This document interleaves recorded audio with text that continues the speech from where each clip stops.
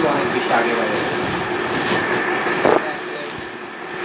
এটা শক্ত জলে নরম জায়গা দাও না।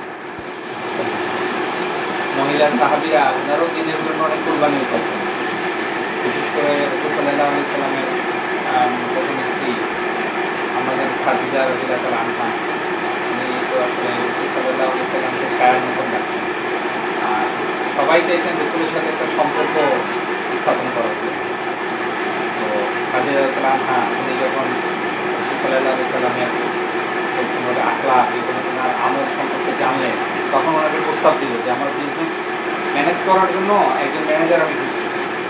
তো রাসূল সাল্লাল্লাহু আলাইহি ওয়াসাল্লাম ব্যবসা করতেন, সর্বপ্রথম ওনারা হচ্ছে পার্টনারশিপ বিজনেসে আসেন। পরবর্তীতে ওনাদেরকে যখন সফর করতে পাঠায় এবং ওনার সাথে আবু বকর সিদ্দিক রাদিয়াল্লাহু আনহু ছিলেন, নবুয়তের আগের ঘটনা। তো পরবর্তীতে একজন ইহুদি, সে ওই জামায় ওই সময়কার সে পাদ্রী, তো সে যখন দেখতেছেন যে রাসূল সাল্লাল্লাহু আলাইহি সাল্লাম যে গাছের নিচে বিশ্রাম নিলেন এবং যেখানে ওনাকে মেঘ ছায়া দিতেছেন, তো এগুলো দেখে উনি বুঝতে পারছেন যে ইনি হলো আখেরি নবী, শেষ নবী। তো উনি তখন আবু বকর সিদ্দিক রাদিয়াল্লাহু আনহুকে এই বিষয়টা জানান যে আমাদের কিতাবের মধ্যে আছে যে শেষ নবী এই গাছের নিচে বিশ্রাম নিবে এবং এই ছায়া মেঘটাকে ছায়া দিয়ে রাখবে, তুমি তার সাথে থাকবে। তো আবু বকর সিদ্দিক রাদিয়াল্লাহু আনহু একটা ইন্ডিকেশন পেয়ে গেলেন যে ইনি শেষ নবী।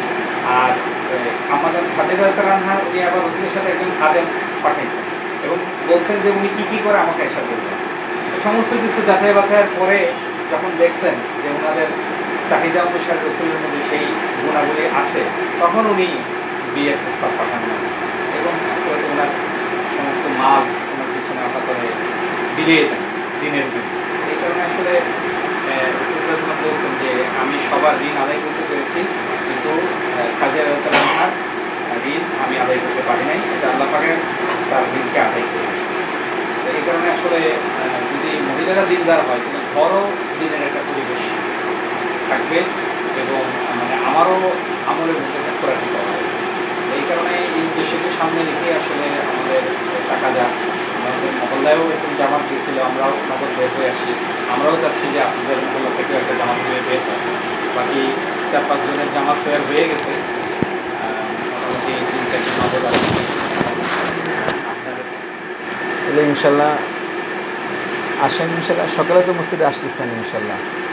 5 সপ্তাহই যাই জামাতে ইনশাল্লাহ, এর থেকে আর মাঠ নেই, এর থেকে আর ভুল নেই। অবশ্যই না, এমনি তো খুব খুব নামাজ বেশি বলে ফেলছি, ভালো করলেন। যদি আল্লাহ কি না করে অবশ্যই। তাহলে কালকে একটু আসেন ইনশাল্লাহ। এমনি আগে কি এর আগে সফর হয়েছে আল্লাহ রাস্তায়?